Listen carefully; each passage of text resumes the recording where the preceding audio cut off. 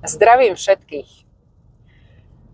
Chcem sa vyjadriť k tým protestom, ktoré sú organizované v Bratislave. Ale ešte predtým zodpoviem jednu vec. Všimla som si, že mi vytýkate, že prečo sa nevyjadrím k tomu, že Dušan Kováčik, podľa pána Trubana už najnovšie 68-0, neviem, asi mal Kováčik niečo vo väzbe vyriešiť, lebo doteraz to bol len muž 61-0.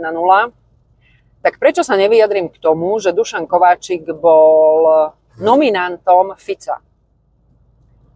Fakty. Úrad špeciálnej prokuratúry vznikol v roku 2004. Na jeho čelo bol Národnou radou Slovenskej republiky zvolený Dušan Kováčik.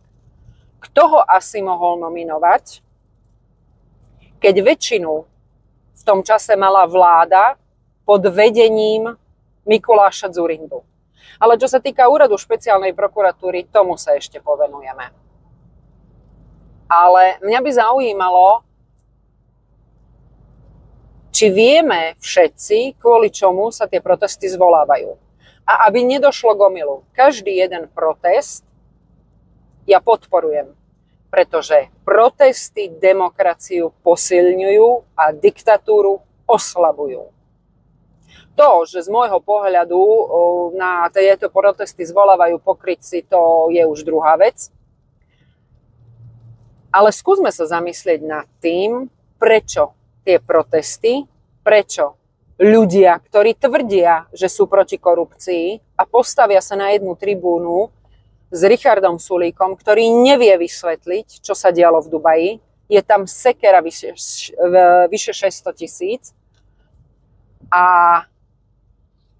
zjavne to nevadí, lebo je to síce bastard, ale je to náš bastard. Takéto kissingerovské. Takže pozrime sa, čo hovorí o protestoch pán Leško a pán Vašečka. Počúvať, ako 15 000 ľudí na námestí kričí Fico do basy, to ani jemu nerobí dobre, povedal by som. A pokiaľ ide o Pellegriniho, Pellegrini môže byť z celej situácie najviac nešťastný, pretože on hral vždy tú rolu, som síce s Ficom, ale nie som ako on. Takže voľte ma aj tí, ktorí niečo máte proti Ficovi, ale nie ste celkom na opozícii, tak ja som taký priateľný pre všetkých, dievčatkov a chlapec pre všetkých. No ide o to, aby si tu človek dával pozor. Ide o to, že on už tú hru ďalej nemôže hrať, pretože všetci vidia, že keď sa niekto tak vyslovene postaví za Fica a robí všetko to, čo Fico od neho chce, tak je celkom normálne a logické, že celé námestie skanduje podržtaška. A tomu určite príjemné nie je. No, ako dôležité je, aby tie protesty pokračovali alebo vydržali čo najdlhšie aj v kontexte tých prezidentských volieb? Michal? Tak oni teraz zrejme ustanú, pretože sa blížia sviatky, to by mohlo byť dokonca kontraproduktívne. Po 3 kráľoch sa to môže obnoviť, ale opäť to potrebuje impuls.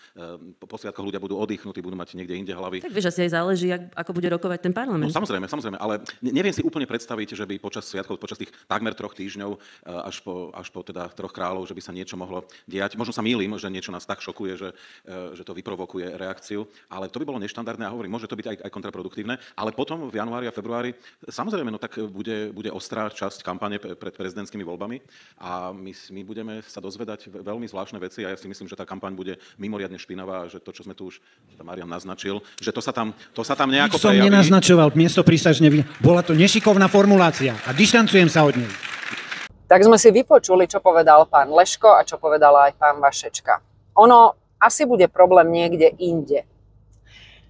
Peter Pellegrini ešte stále neoznámil, či bude alebo nebude kandidovať na post prezidenta Slovenskej republiky. Napriek tomu, že teda nedal nejaké vyhlásenie, sa robia prieskumy. A tieto prieskumy ukazujú, že vedie 20%.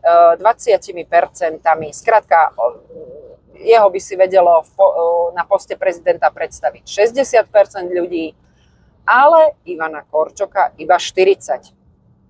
Čiže to je 20% náskok. Tak sa možno, ja netvrdím, že je to tak, ale možno sa skúšajú určité osoby a osobnosti. Jednou z takou osobností je pán Štefan, poprosím ďalší slajd, Hamran, alias náčelník Biela košela, alias bývalý vrchný žandár. ten žandár, ktorý mal tú drzosť po tom, čo Fico mal tlačovku a ukazoval, akým spôsobom sa bavili o Dušanovi Kováčikovi, zase sme pri ňom, a ako sa Apači v tej slávnej skupine bavili o Dušanovi Kováčikovi ako o Moby Dickovi. A Dušan, teda, ako sa volá? Štefan Hamran zverejnil fotografiu, kde má v rukách velerybu, ako taký ten mierny odkaz na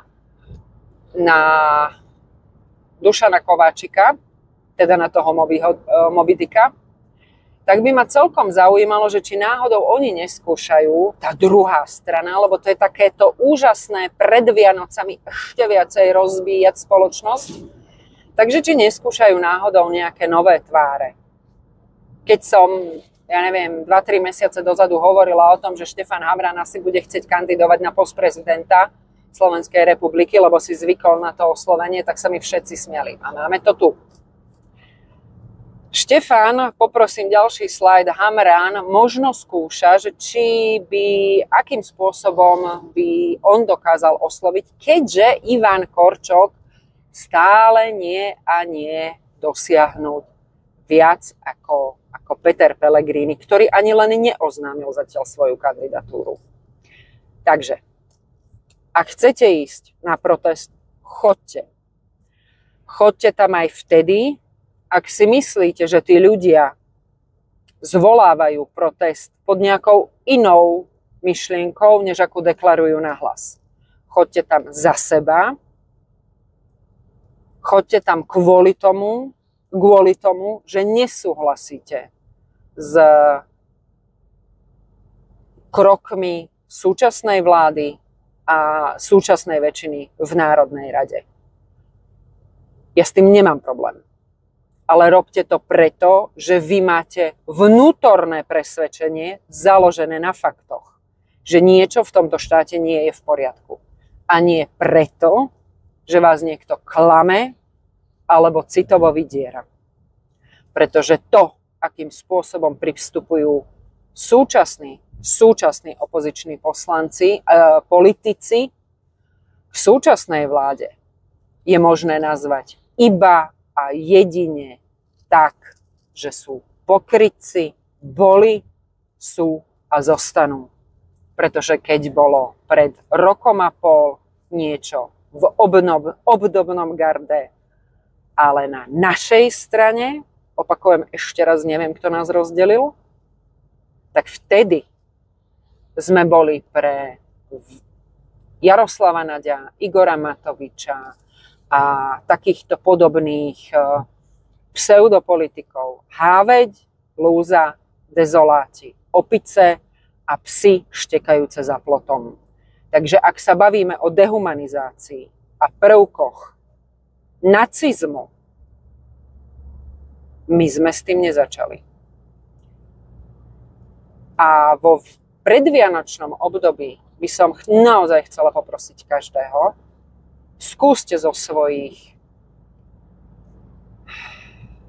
vzletov svetov zísť dolu, postaviť sa obidvomi nohami na zem a byť zodpovedný. Pretože nič nie je také ohrozujúce pre demokraciu ako jedna ideológia. Fašizmus, nacizmus a komunizmus sú toho dôkazom. Takže skúste cez Vianoce, nemusíte s tým úplne súhlasiť, ale skúste v rámci zachovávania dobrých rodinných vzťahov. Aspoň len skúste pluralitu názorov. Nemyslím si, že to ublíži. Majte sa pekne.